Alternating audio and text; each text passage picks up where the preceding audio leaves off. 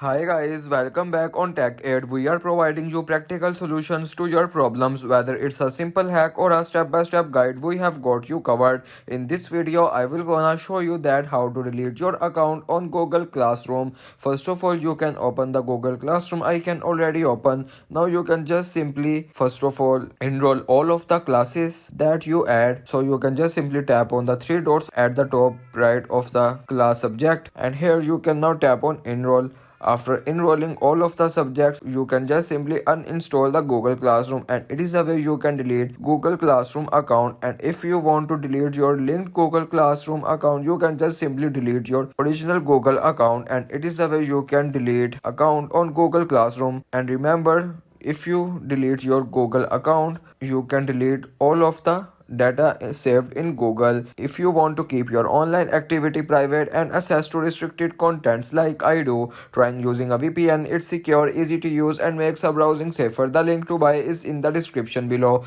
If this tutorial helped, don't forget to like the video and subscribe for more practical solutions. Got questions or need extra help, drop a comment below and we will be happy to assist. See you in the next one. Thanks for watching.